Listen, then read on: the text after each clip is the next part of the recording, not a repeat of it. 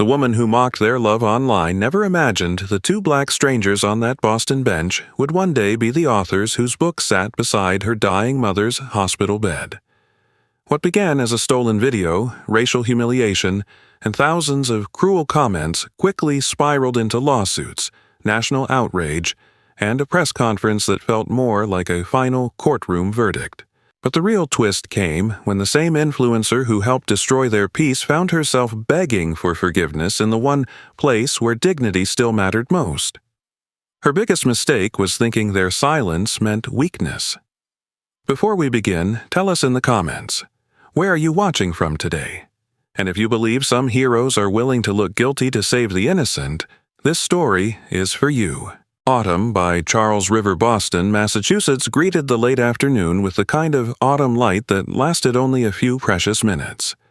A cool October breeze moved softly across the Charles River, carrying the scent of water, old brick, and fallen maple leaves. The sky above the city was washed in pale gold, and the last sunlight caught the glass towers of Back Bay before melting into the river below. Along the esplanade, joggers passed in steady rhythm. Cyclists rang their bells in the distance, and the city hummed with that rare balance of movement and peace. On a weathered stone bench facing the river sat Jordan Hayes, 27, one of the most celebrated young novelists in America. Jordan was the kind of man people remembered even when he said very little. He stood just over 6 feet tall, with a lean athletic frame shaped more by long evening walks and restless pacing during writing nights than by any gym routine. His skin was a rich, deep brown, smooth against the sharp structure of his jawline. His dark eyes carried an unusual stillness, the kind that made strangers assume he was distant, when in truth he simply felt things too deeply to waste them on careless words. His hair was short, neatly trimmed, and naturally coiled close to his head. There was a quiet intelligence in the way he moved, measured, gentle, deliberate. Years of growing up in a working-class black neighborhood in Philadelphia, where he had watched his mother fight through prejudice as a school librarian, had given him a calm resilience that shaped both his writing and the way he loved. Beside him sat Ava Monroe, 25, his co-author, creative partner, and the woman who had quietly become the center of every future he imagined. Ava had a graceful, understated beauty that lived in motion more than appearance. She was medium height, slim but elegant, with warm brown skin that glowed softly under the amber autumn light. Her natural curls framed her oval face in soft black spirals, occasionally catching the wind and brushing against her cheeks. Her eyes, dark, thoughtful, and endlessly expressive, always seemed to be halfway inside a story. Unlike Jordan's silence, Ava's warmth reached people first. She was open-hearted, quick to smile, and carried the rare ability to make even the most guarded person feel seen. Yet that gentleness had been hard-earned. Years earlier, a humiliating incident in a university writing workshop, where a professor had dismissed her romance manuscript as too idealistic for real life, had made her fiercely protective of tenderness. Since then, she had dedicated herself to writing stories that proved kindness was not weakness. Tonight, she leaned her head lightly against Jordan's shoulder as he held a printed manuscript in his hands, their newest novel. The pages fluttered slightly in the river breeze. "Read that last paragraph again," Ava said softly. Jordan glanced at her, the corner of his mouth lifting into a private smile. "Again? You know I like hearing it in your voice." He looked back at the manuscript, then began. When the city had forgotten how to forgive, they built a home by the water, where every window faced the sunrise and every silence was answered by love. Ava closed her eyes for a moment, letting the words settle. A red maple leaf drifted down from above and landed gently on her shoulder. Jordan reached over, brushing it away with his fingertips, slower than necessary. Ava smiled. "That line still feels like us," she whispered. Jordan folded the page over. "Maybe that's why it works." The truth was, most of their best-selling novels worked because somewhere inside every chapter, there was always a hidden piece of them. Their readers saw healing, second chances, and dignity restored. What the public never fully understood was that every tender scene they wrote had been lived first, in moments just like this one. Ava's fingers slipped into Jordan's. She looked out over the river, where the water reflected the gold sky like shattered glass. "Do you still want the house with the big back porch?" she asked. Jordan chuckled. "The one with too many bookshelves? The one where we grow old pretending we still have deadlines?" He turned to look at her fully now. "Yes," he said, "especially that one." Ava's smile deepened, but inside her coat pocket, her fingers brushed against something small, a folded note she'd been carrying for weeks, a private winter plan, a proposal. She had not yet bought the ring, but she already knew the words she wanted to say when the first snowfall came to Boston. She wanted it to happen somewhere quiet, somewhere meaningful, somewhere like this. Before she could say anything more, Jordan's phone buzzed against the bench. He glanced at the screen. An email from Professor Leonard Brooks, a 60-year-old black literary scholar from Harvard, known for his silver beard, commanding voice, and deep devotion to modern American fiction. Brooks had spent decades fighting for black authors to be treated as literary voices rather than niche storytellers, and his respect carried enormous weight in the publishing world. Jordan opened the message. His eyes widened. Ava noticed immediately. "What is it?" He looked at her, almost disbelieving. "They want me to give the keynote speech at the Harvard Literary Forum." For a second, Ava simply stared. Then she laughed in pure delight and threw her arms around him. "Jordan, that's huge." He shook his head slightly, still absorbing it. For all his success, some part of him was still the teenage boy who used to borrow library books with cracked covers because he could never afford to buy them. Ava pulled back just enough to look at him. "You're going to stand in front of Harvard and remind them what real stories sound like." Jordan smiled, quieter this time. "Only if you help me write it. Always." The word lingered between them. Around them, the esplanade continued its gentle rhythm. A few yards away, an elderly woman passed with a small terrier on a leash. She was Mrs. Eleanor Whitmore, perhaps in her 70s, white-haired and petite, wrapped in a cream wool coat. Her lined face carried the softness of someone who had chosen warmth over bitterness many years ago. Her tiny terrier, Milo, was no more than 6 years old, a fluffy tan dog with bright dark eyes and an impatient little trot. Mrs. Whitmore slowed as she noticed Jordan and Ava. Her gaze moved from their intertwined hands to the manuscript between them. Then she smiled. "What a lovely evening for young love," she said kindly. Ava smiled back. "It really is." Mrs. Whitmore gave a small, approving nod before continuing down the path, Milo's tiny paws clicking against the pavement. For a moment, the world felt exactly as it should. Then Jordan leaned closer. The red leaves above them stirred. The city noise seemed to soften. And beneath the canopy of autumn branches, with the river glowing behind them, he kissed Ava. It was not dramatic, not performative, just familiar, gentle, and deeply certain. The kind of kiss built from trust, from years of writing through the night, from whispered edits over coffee cups, from shared griefs and impossible dreams. Ava's hand rested lightly against his chest. For a few seconds, Boston disappeared. Then came the sound, a short laugh, sharp, mocking. Jordan pulled back first. Ava turned slightly. A young white woman stood farther down the path, holding her phone angled toward them. She was Madison Blake, 24, tall, stylish, and polished in the way of someone who had grown up learning how to control every image before anyone else saw it. Her blonde hair fell in perfect waves over a camel coat, and her sharp blue eyes carried a confidence sharpened by years of social media validation. Madison was beautiful in the curated, untouchable way of lifestyle influencers whose lives always seemed edited for approval. She had built a following by turning ordinary moments into spectacle, but beneath the polished exterior was a growing dependence on public reaction.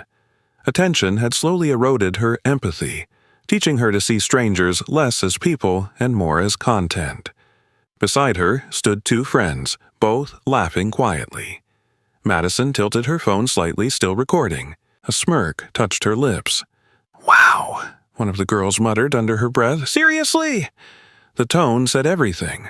Ava felt the warmth drain from her chest. Jordan's jaw tightened. He did not move toward them. He simply reached for the manuscript, folded it closed, and stood. His voice stayed calm. "Let's go." Ava rose beside him, slipping her hand into his. As they walked away from the stone bench, the river breeze suddenly felt colder. Behind them, Madison's phone remained lifted. The red leaves kept falling. The bench remained where it was, silent and unmoving, as if holding the last clean moment before everything changed. And neither Jordan nor Ava yet realized that this stolen piece of tenderness, this single autumn kiss by the Charles River, was about to become the opening scene of a storm that would put their love, their names, and eventually an entire society on trial. The post that spread like fire. By the time Jordan Hayes and Ava Monroe reached their apartment in Back Bay, Boston had already turned from gold to blue. The city lights shimmered beyond the tall windows, reflected across the Charles River like broken ribbons of silver. But neither of them noticed the beauty outside anymore. The chill they had carried from the esplanade had followed them indoors, settling into the silence between their footsteps, the rustle of Ava's coat, and the folded manuscript still clutched in Jordan's hand. Their apartment, perched on the fourth floor of a restored brownstone, was warm with soft amber lamps, shelves overflowing with books, and the familiar scent of cedar candles Ava always lit when they wrote together at night. Usually this space felt like sanctuary. Tonight, it felt fragile. Ava placed her coat over the back of a chair and exhaled slowly. Maybe it was nothing. Jordan set the manuscript on the dining table, though he knew neither of them believed that. "No," he said quietly. "It wasn't." Across the city, in a high-rise apartment overlooking downtown Boston, Madison Blake was already editing the clip. Her living room looked exactly like her social media presence. Minimalist white furniture, gold accent mirrors, fresh peonies on a marble coffee table, and a ring light still glowing near the sofa. Madison herself sat cross-legged with perfect posture, her camel coat discarded over a velvet chair. At 24, she had mastered the art of appearing effortless. Tall and slim, with glossy blonde hair, pale skin, and sharp blue eyes that always seemed to calculate angles and reactions. Madison had spent years shaping herself into the kind of woman brands loved to sponsor. But beneath that polished control was a growing hunger for relevance. After a humiliating breakup with a former influencer partner who once told her she was forgettable without controversy, Madison had built her online identity around provocation. If tenderness did not trend, conflict always would. She replayed the clip of Jordan and Ava kissing on the riverside bench. Her lips curled. Then she typed the caption, "Some people really don't know when to keep private things private." The words were deliberately vague, which made them more dangerous. They invited people to fill in their own assumptions, and Madison knew exactly what kind of audience would do the rest. She hit post. Within minutes the numbers began to climb. Likes, shares, reposts. A local Boston gossip page picked it up first. Then, a trending urban culture account reposted it with laughing emojis.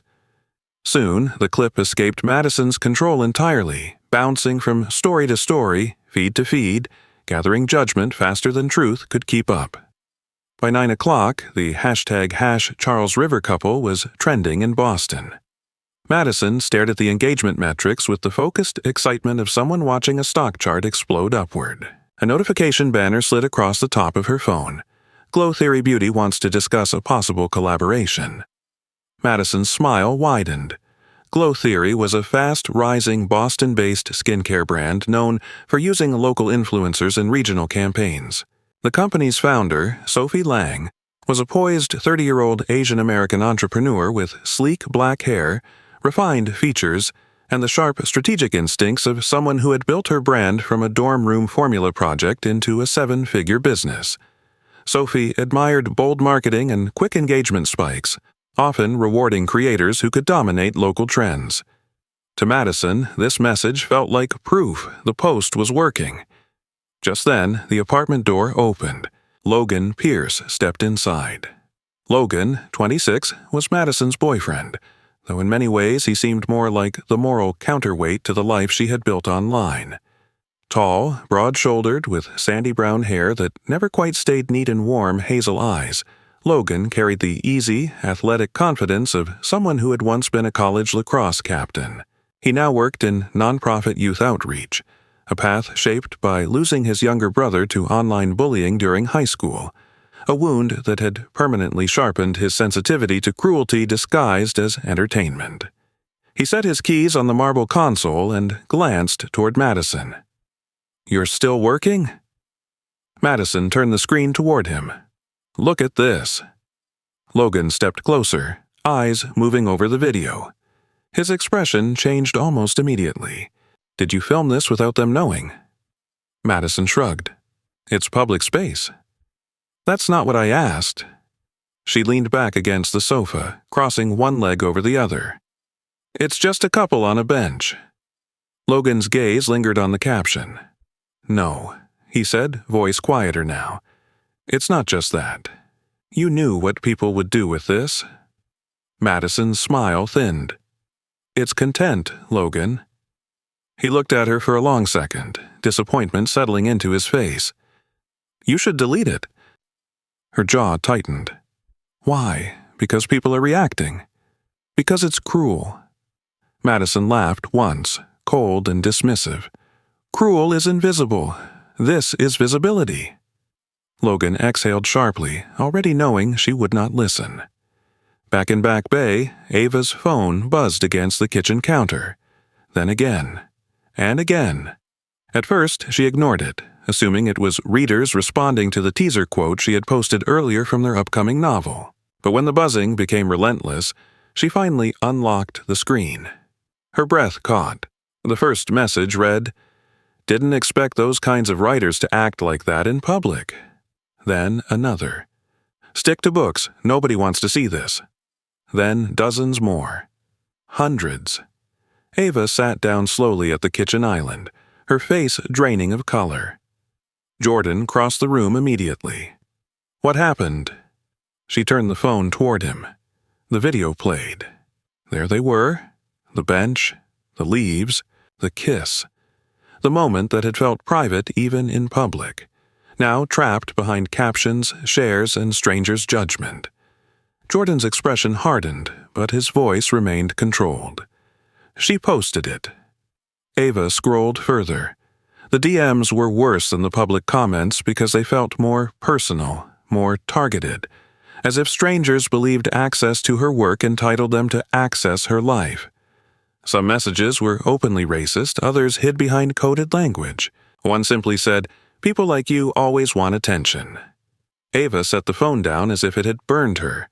Her chest tightened with something heavier than anger. Violation. Not because they had been seen, but because something ordinary and beautiful had been transformed into accusation.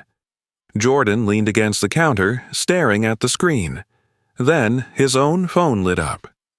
A text from Booksphere Boston, one of the city's largest literary fan pages. "People are debating whether it's really you two.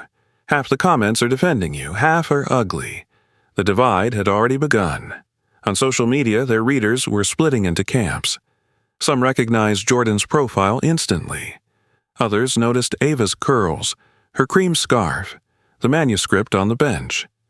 Fans from their book club communities pushed back, posting quotes from their novels about compassion and dignity. But the uglier voices were louder.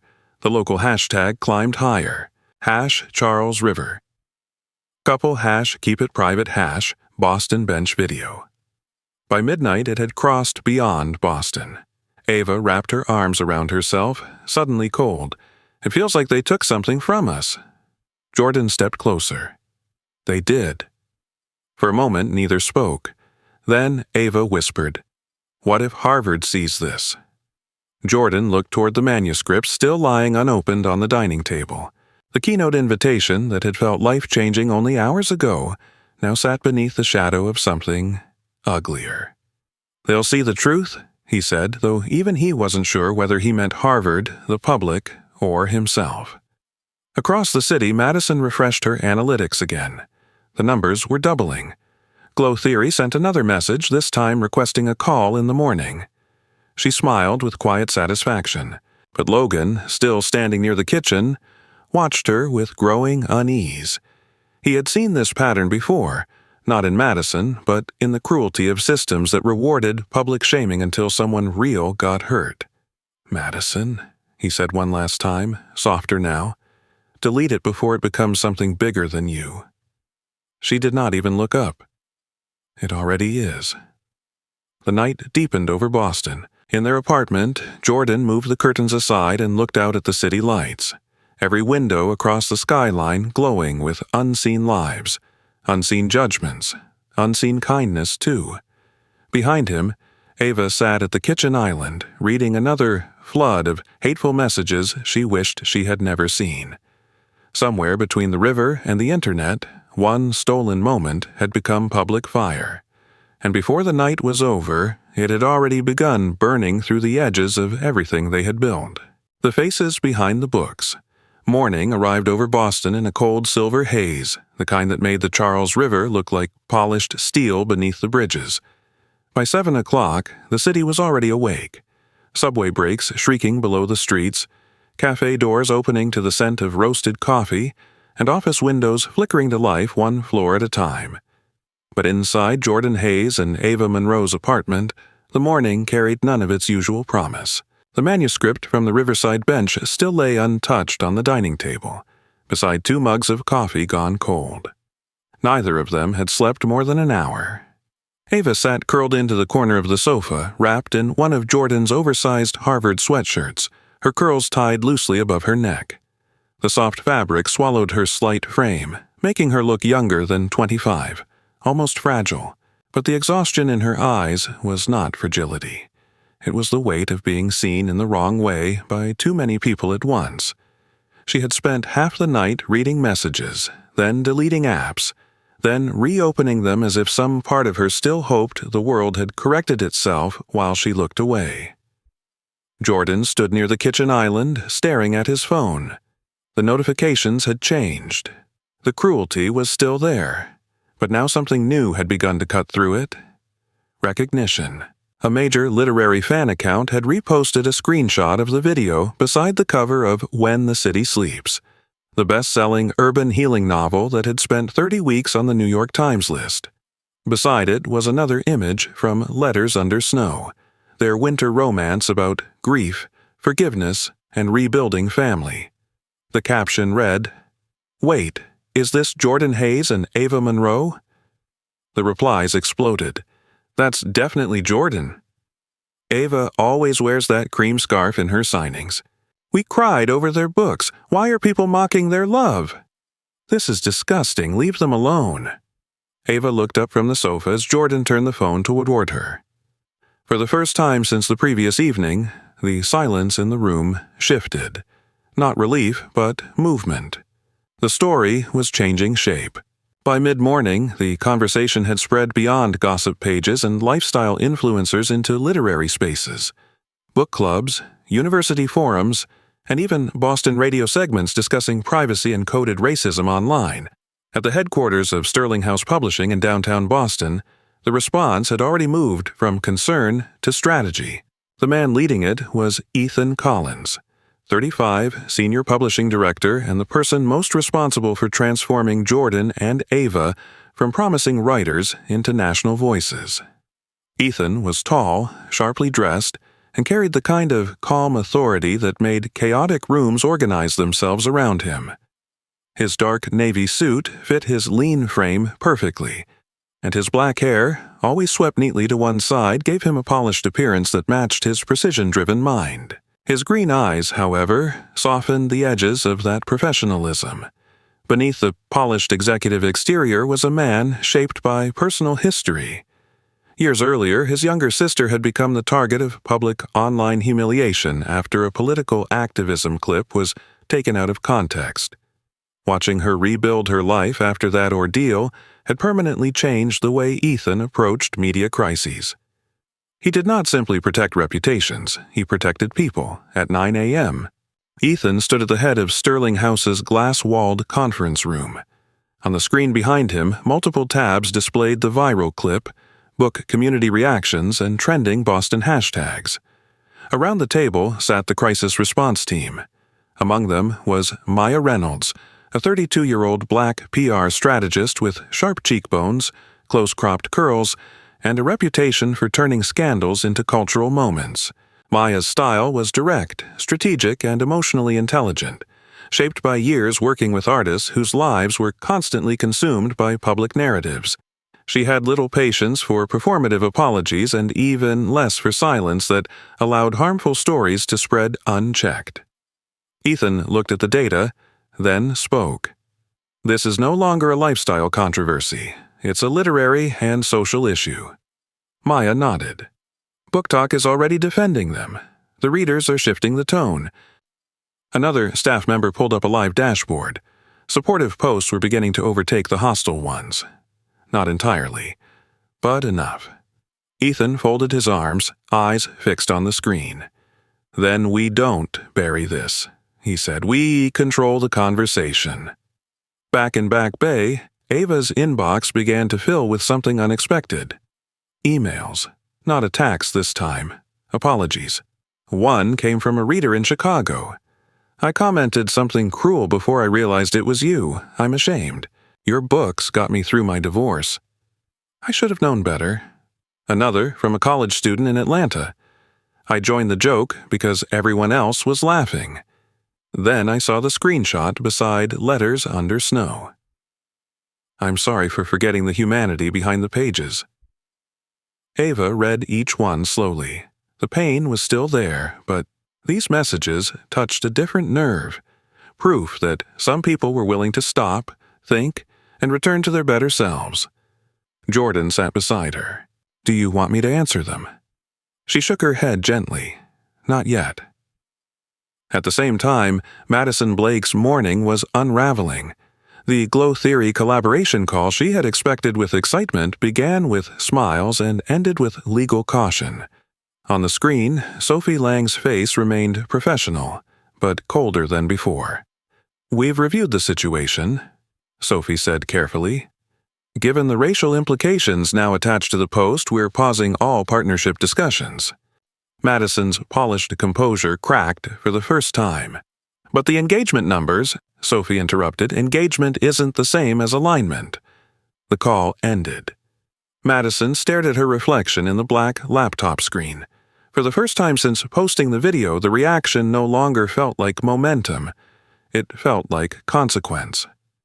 Her phone lit up again. Another email. This time from Maison Gray Apparel, a boutique Boston fashion brand she had modeled for over the summer. Contract suspended pending review. Madison stood abruptly and paced across the white marble floor of her apartment. The same online attention that had looked like the validation hours ago was now dragging brands away from her one by one. Logan, standing by the kitchen doorway with folded arms, watched in silence. He did not say, I told you so. He did not need to. Back at Sterling House, Ethan initiated the next phase. A direct call with Jordan and Ava. When Jordan answered, Ethan's voice came through calm and steady. You two are not losing this. Jordan glanced at Ava before replying. It doesn't feel like winning. It's not about winning, Ethan said. It's about making sure the truth reaches more people than the cruelty did. A pause. Then Ethan continued. I want to turn this into a public conversation, not a defense, not an apology. A discussion about privacy, prejudice, and why people can love the stories but reject the faces behind them. Ava sat straighter. The sentence struck the center of everything she had been unable to articulate since the night before. Jordan spoke carefully. You mean a statement? More than that, Ethan said, a cultural dialogue, interviews, a moderated literary discussion. We let America confront itself through the people whose words it already trusts. For the first time that morning, Jordan looked at the untouched manuscript on the table and felt something stir that was not fear, purpose. By early afternoon, Boston's literary world had almost completely turned. University professors posted quotes from When the City Sleeps about dignity. Readers shared dog-eared copies of Letters Under Snow with captions about how Jordan and Ava had taught them compassion. The original bench video was now circulating less as scandal and more as evidence of public prejudice. Even local news headlines changed tone. Beloved Boston authors at center of viral privacy debate. Inside the apartment, Ava opened one final email before closing her laptop. This one was handwritten, scanned from a physical letter by an elderly fan in Vermont. Dear Ava and Jordan, I am 72, and your books taught my grandson how to talk to me after we lost his father. Please don't let strangers steal the kindness you gave the rest of us. Ava's eyes welled. Jordan took the letter from her gently and set it beside the manuscript. The same city that had watched their private moment be taken was now beginning to see them clearly, not as a viral clip, not as a controversy, but as the people behind the books that had already changed thousands of lives. And by the end of the day, the cruel question Madison's post had invited, "Who do they think they are?" had been answered by the public itself. They were the faces behind the stories America had already loved. The lawsuit and the silence. Rain arrived over Boston before dawn, soft at first, then steady enough to blur the skyline into streaks of silver behind the apartment windows. The city that had spent the previous day dissecting Jordan Hayes and Ava Monroe's private moment now seemed wrapped in a quieter mood, as if even the streets had lowered their voices. Inside the Back Bay brownstone, the soft ticking of the kitchen clock was louder than usual. Ava had not slept at all. She sat by the living room window in an oversized cream cardigan, her knees drawn close beneath her, a blanket loosely draped over her legs. Her curls were messier than usual, dark spirals falling around a face marked by exhaustion rather than tears. Ava had always been emotionally transparent, warm when happy, visibly shaken when wounded. That openness was part of what made her writing so powerful, but it also meant pain stayed close to the surface. Every hateful comment from the night before had lingered like static in her mind, replaying in fragments whenever the apartment fell quiet. Her phone lay face down on the coffee table. She had promised Jordan she would stop reading the messages. She had not kept that promise. At 3 a.m, she had reopened the app, telling herself she only needed to understand the scale of it. Instead, she had spent hours reading strangers debate her humanity in detached, coded cruelty. By sunrise, the lack of sleep had settled into her body like a second skin. Jordan stepped into the room carrying 2 mugs of tea. He had changed into a charcoal sweater and dark slacks, his posture calm but firmer than it had been the previous day. If Chapter 3 had given him clarity, this morning gave him resolve. His stillness no longer came from shock. It came from decision. He set one mug beside Ava. "You didn't sleep." Ava let out a tired breath that was almost a laugh. "I tried." Jordan sat beside her, close enough that their shoulders touched. Outside, raindrops traced slow paths down the window. For a long moment, neither spoke. Then Ava finally said what had been circling inside her all night. "They love the stories we write about kindness," she whispered, staring at the gray city beyond the glass. "But they weren't kind enough to leave us alone." The sentence landed in the room with the weight of something truer than anger. Jordan turned toward her. "That's exactly why we can't let this stay online." By 9 a.m., they were seated in a conference room on the 22nd floor of Sterling House Publishing, overlooking a rain-soaked downtown Boston. The room smelled faintly of leather folders and espresso, the polished table reflecting the muted light from the storm outside. Across from them sat Rebecca Sloan, the attorney Ethan Collins had brought in that morning. Rebecca was 42, a sharply intelligent black woman with smooth mahogany skin, precise features, and a commanding stillness that made every word sound measured before it left her mouth. Her hair was pulled into a sleek low bun, and her navy suit carried the no-nonsense professionalism of someone who had spent years winning privacy and defamation cases against media corporations. A viral paparazzi scandal involving her younger sister, a local news anchor, had once nearly destroyed her family's peace. Since then, Rebecca had built her career around protecting ordinary dignity in an age of public spectacle. She slid a folder across the table. "This is straightforward," she said. "Unauthorized use of your image, intentional amplification, reputational and emotional harm." Ava glanced down at the legal draft, her fingers tightening slightly around the edge of the page. Rebecca continued, calm and clear. "We begin with a formal cease and desist. Immediate takedown request, preservation notice, and a civil filing if she refuses." Jordan nodded once. No hesitation, no second-guessing. This was no longer about optics. It was about reclaiming something that should never have been taken. Ethan Collins stood near the far end of the room, hands in his pockets, watching the two authors carefully. He had intentionally stayed quiet through the legal explanation, knowing this moment belonged to them. When Rebecca finished, Ethan finally stepped forward. "You're doing the right thing." Ava looked at him. "It still feels strange, like fighting over something that should have been obvious." Ethan's expression softened.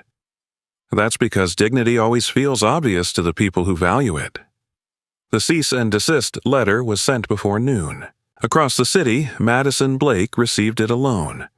Her penthouse apartment no longer looked polished. The peonies on the marble table had begun to wilt. The ring light was unplugged and leaning against the wall. Open brand packages sat half unboxed near the kitchen counter, untouched since the previous day.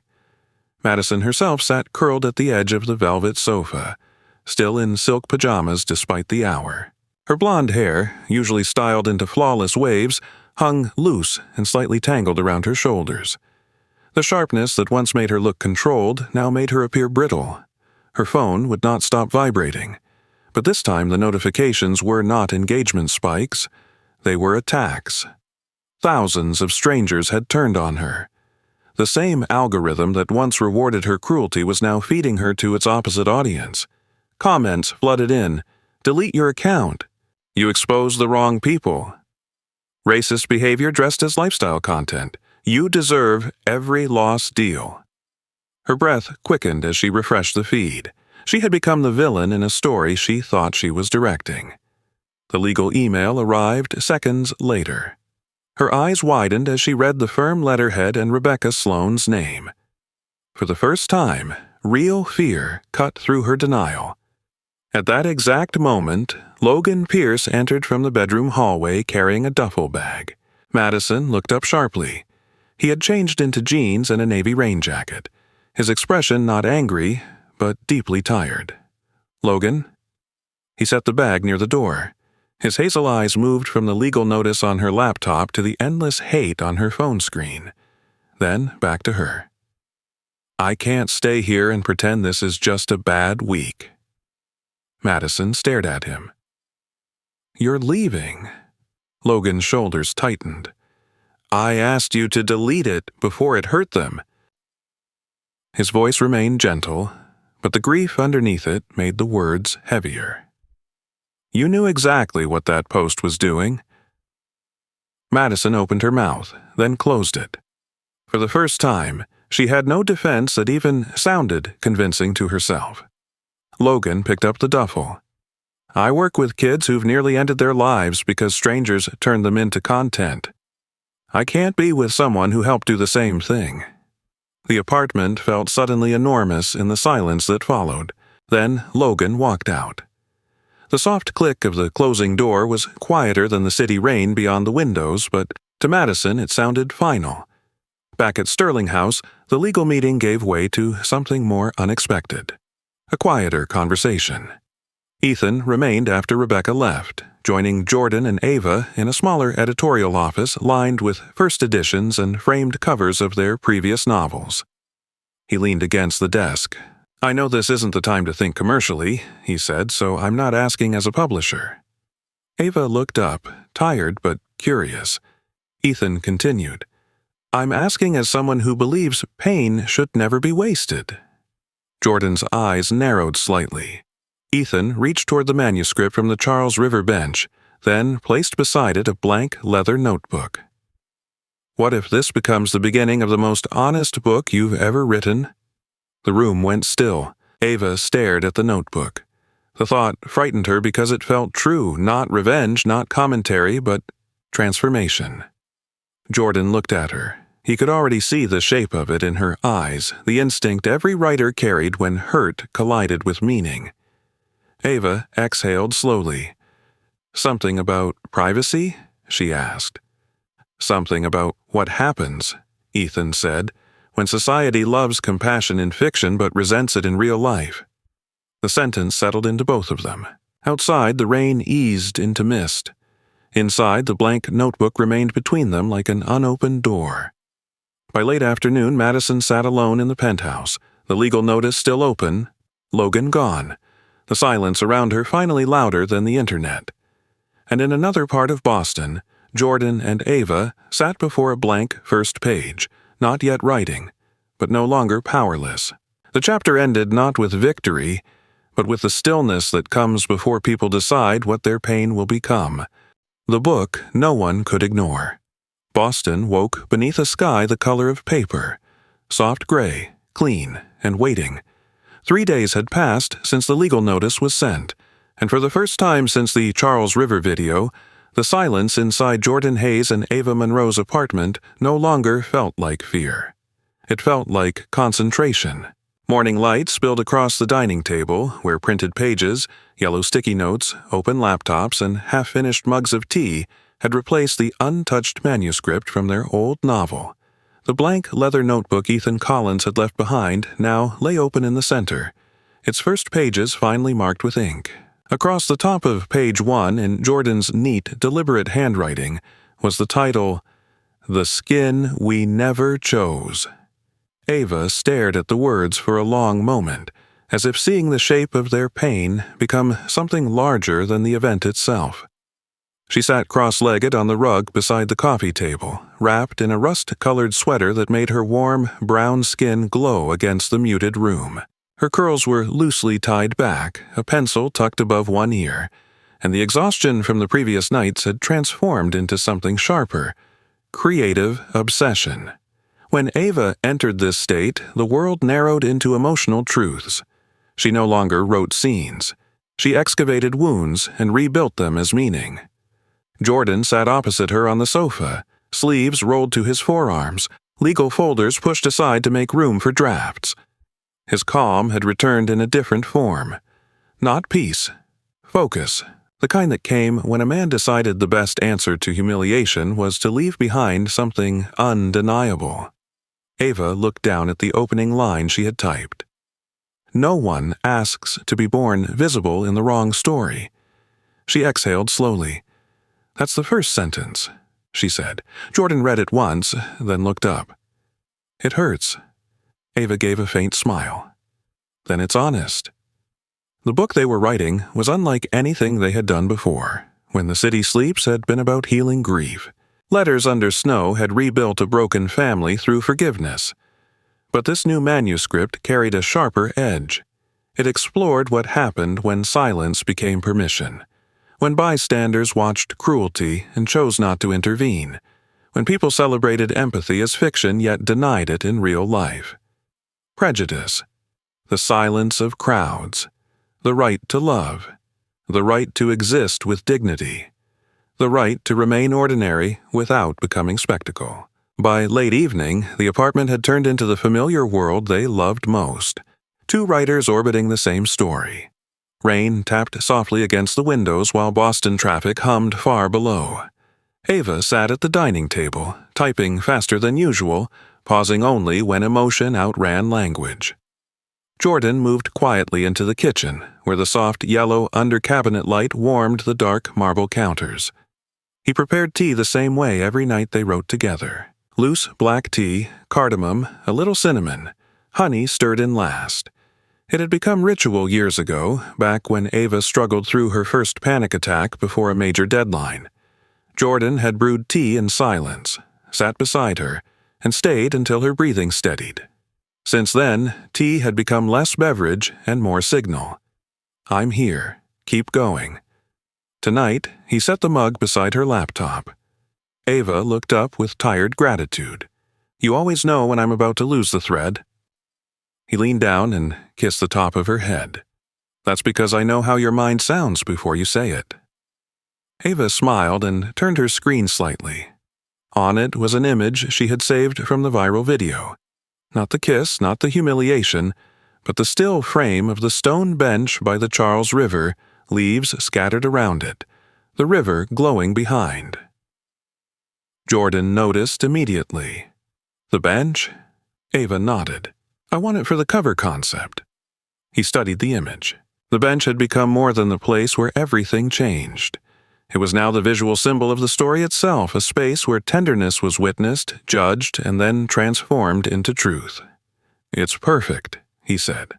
The next morning, downtown Boston buzzed with a different kind of preparation.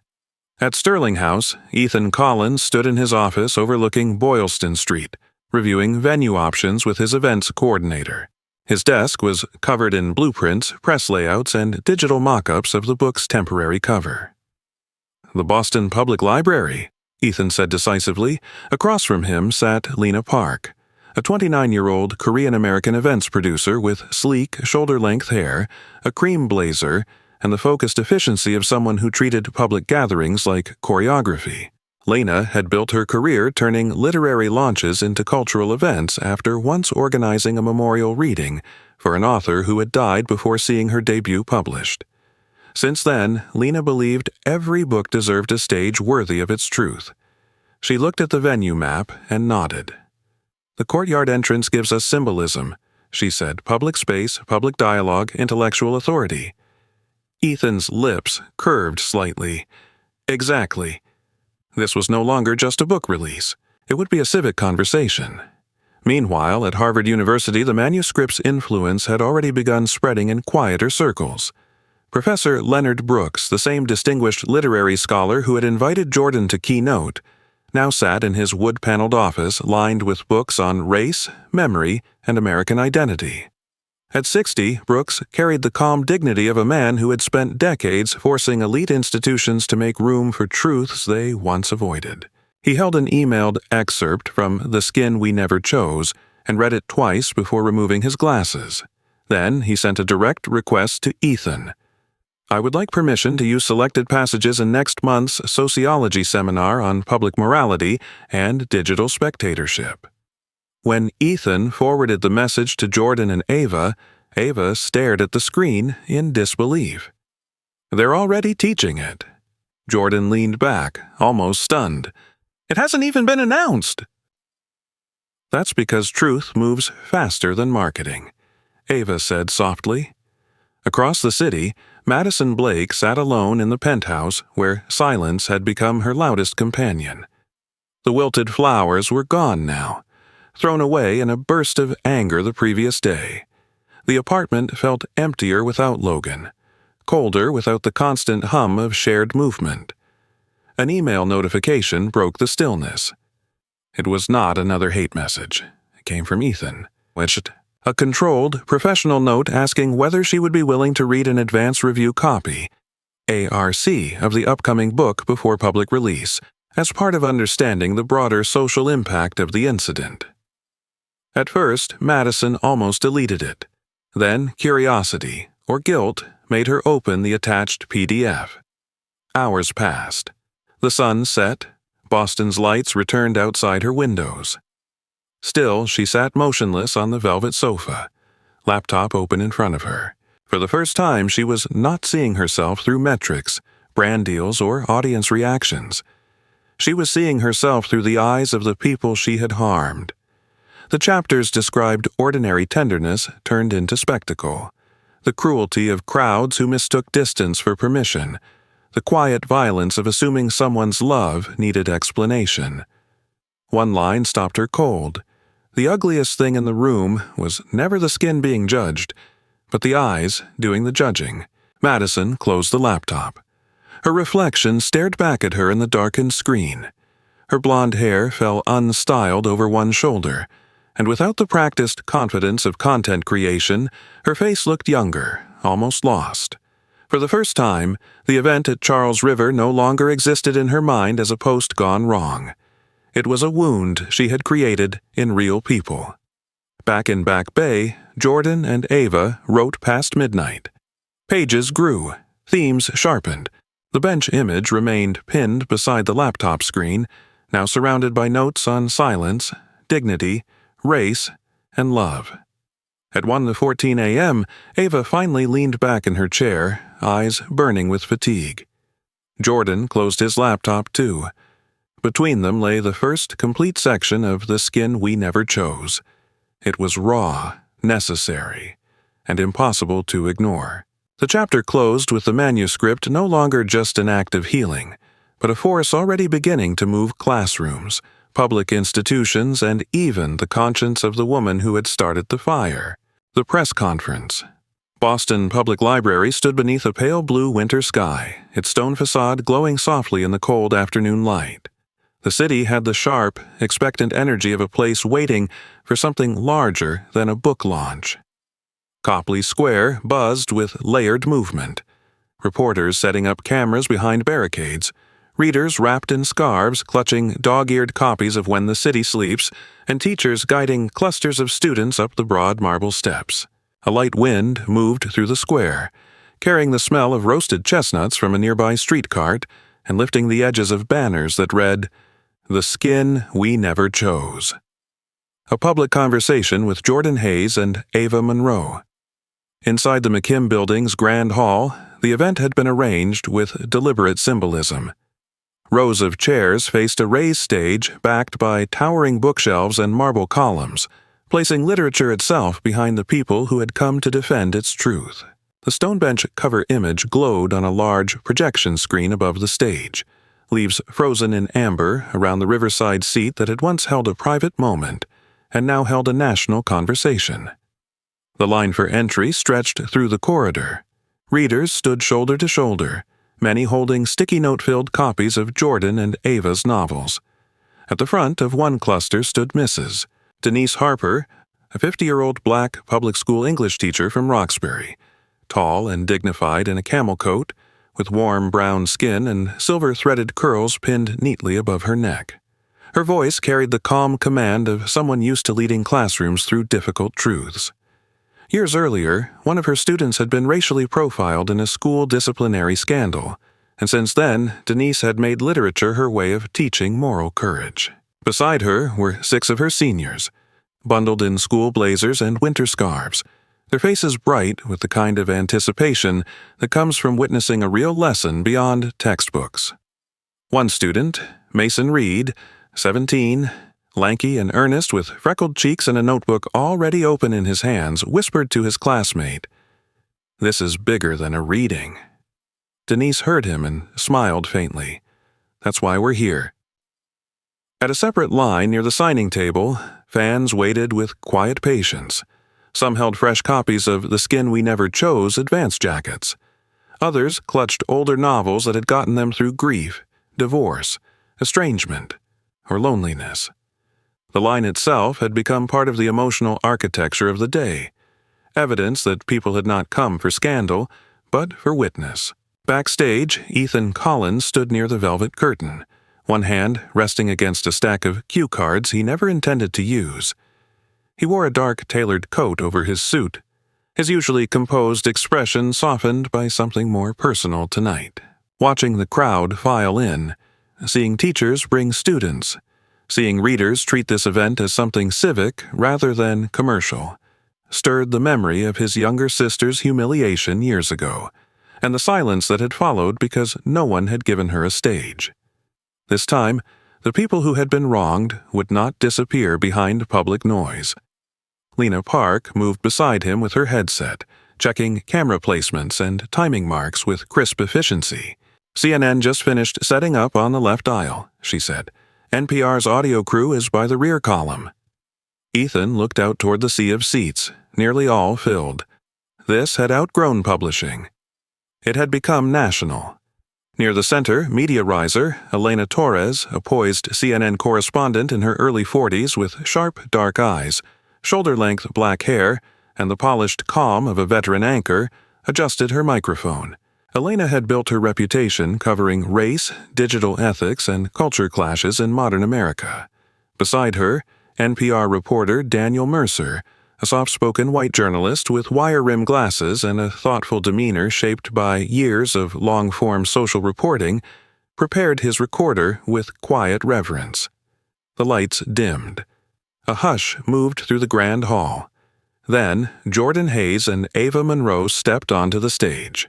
For a heartbeat, the room simply looked at them. Jordan wore a midnight blue suit, clean-lined and understated, his posture tall and grounded.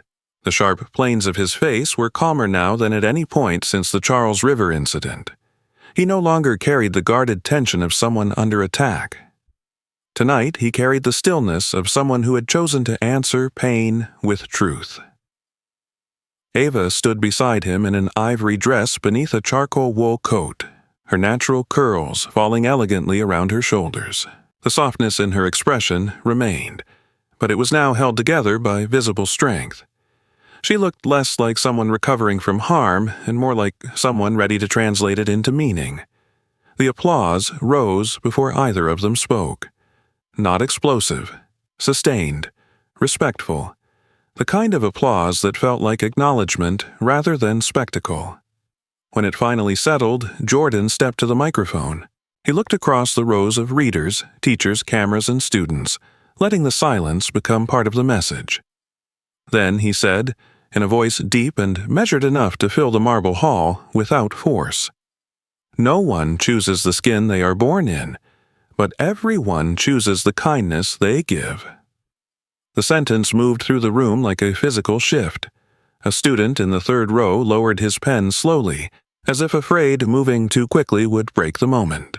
Jordan continued, "What happened to us by the Charles River was not extraordinary. That is exactly why it mattered. Two people in love should not become a public argument simply because strangers carry old prejudice into new technology." Cameras flashed. Elena Torres tilted slightly toward her producer, already knowing this line would lead the evening segment. Jordan stepped back. Ava moved forward. Her hands trembled only once, and then steadied against the podium. She looked directly toward the students first, then the readers. "Our love was never the problem," she said, voice soft but unwavering. "Prejudice was." The room fell even quieter. Ava's strength had always lived in emotional precision, and tonight every word landed with that same careful truth. "People read our books and tell us they learned compassion," she said. "They cry over fictional strangers we create, yet some of those same people forgot how to extend that compassion to real human beings sitting on a bench." Mrs. Denise Harper bowed her head slightly, moved by the simplicity of the truth. In the media row, Daniel Mercer's NPR recorder captured every syllable. The discussion expanded beyond the book. Privacy, racial coding, and digital commentary, the cruelty of crowds who mistake distance for permission. Questions came from moderators, then from students, then from the audience itself. One teacher asked how literature could still matter in a world of instant outrage. Jordan answered, "Because stories slow people down long enough to see themselves honestly." Then, halfway through the moderated quanda, a ripple moved through the back of the hall. Heads turned. The rear doors had opened. Madison Blake stood there. For a moment, the entire room seemed to forget how to breathe. She looked smaller than she had in every polished online frame. Her blonde hair was pulled into a simple low ponytail. No styled waves, no curated glamour. She wore a plain black coat, minimal makeup, and the unmistakable expression of someone who had spent too many nights alone with her own reflection.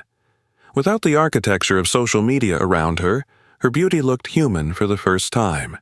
Tired, uncertain, almost young. Ethan's body tensed backstage. Lena took one step toward security, but Ethan lifted a hand. Madison walked slowly down the center aisle, every camera in the room pivoting toward her. When she reached the audience microphone, she did not look at the cameras. She looked only at Jordan and Ava. Her voice was thinner than expected. "I came because reading your book before tonight made me realize something I refused to see before." The room remained silent. Madison swallowed. I thought I was posting content. I told myself it was just a public moment in a public place, but your book forced me to face the truth that I wasn't filming a moment. I was reducing two human beings to something I thought the internet had the right to judge. Ava watched her carefully, unreadable. Madison's fingers tightened around the microphone. I was wrong, publicly, morally, and personally. I am sorry. No one moved, no applause, no outrage. Only the difficult stillness of accountability. Jordan looked at Ava once, then back toward Madison. He did not offer absolution. He only said, calm and exact. Then let your apology become a different kind of content, one that teaches people not to mistake cruelty for relevance. Madison nodded, eyes glassy, and stepped away from the microphone. The event closed not with scandal, but with signatures.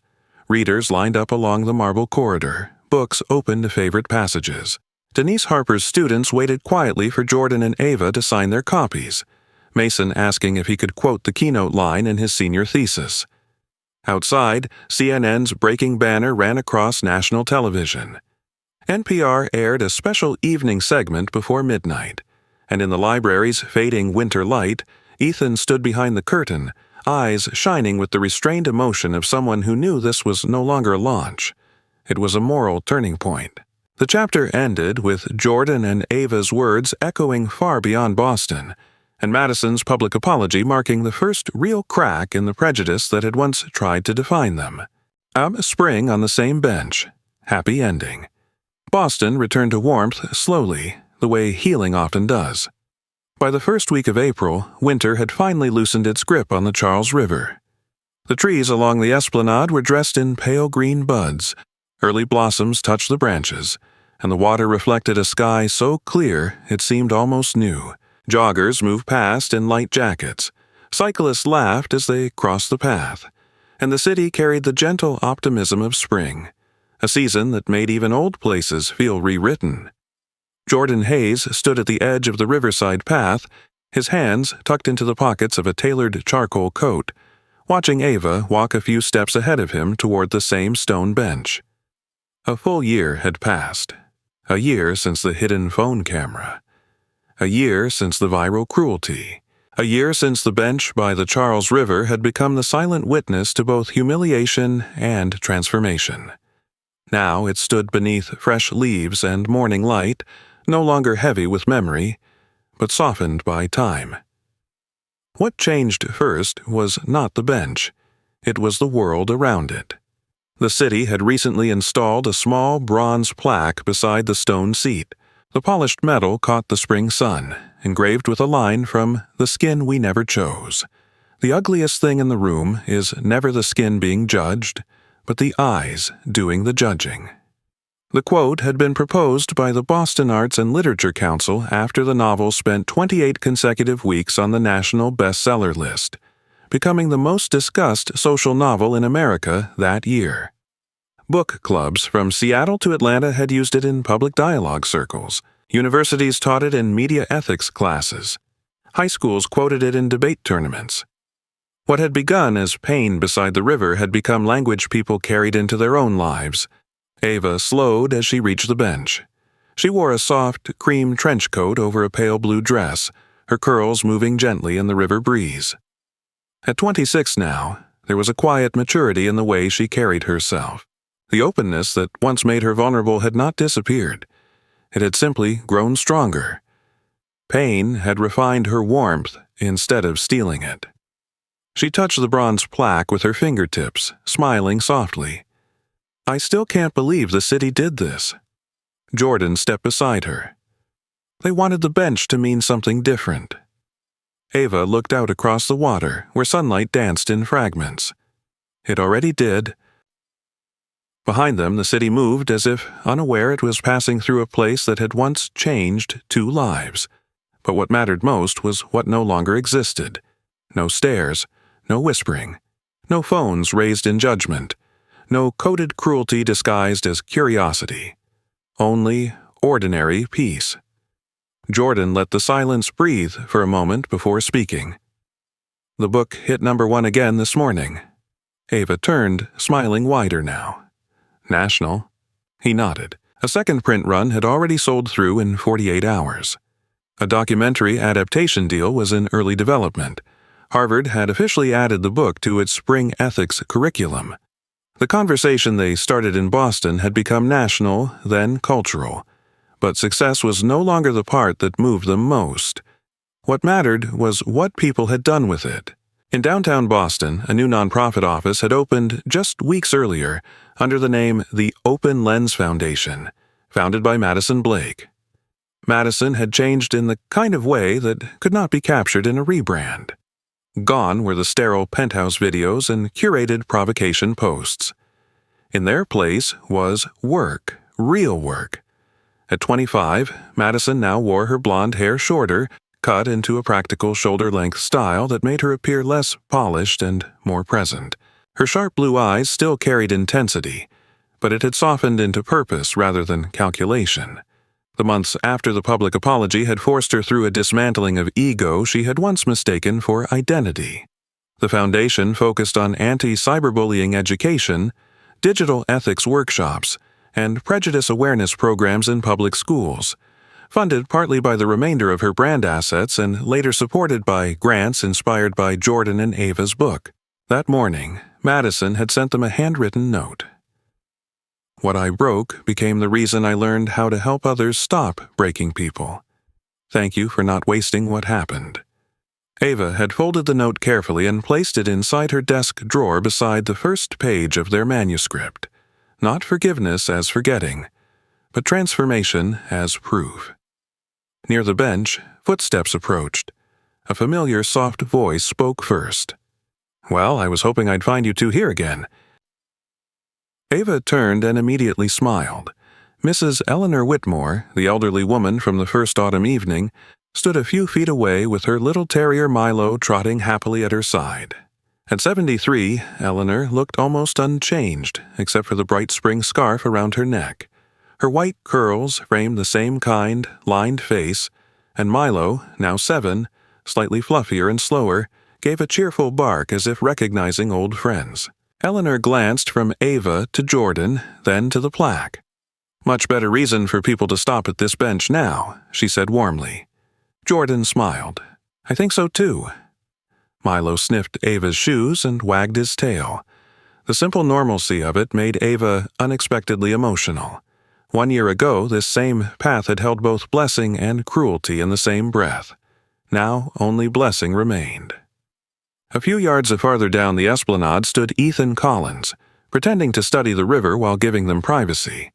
He wore a navy spring coat and sunglasses, but the grin he kept unsuccessfully suppressing gave away the truth. He knew exactly why Jordan had insisted on coming back here today. Ethan had become more than their publisher over the past year. He had become family.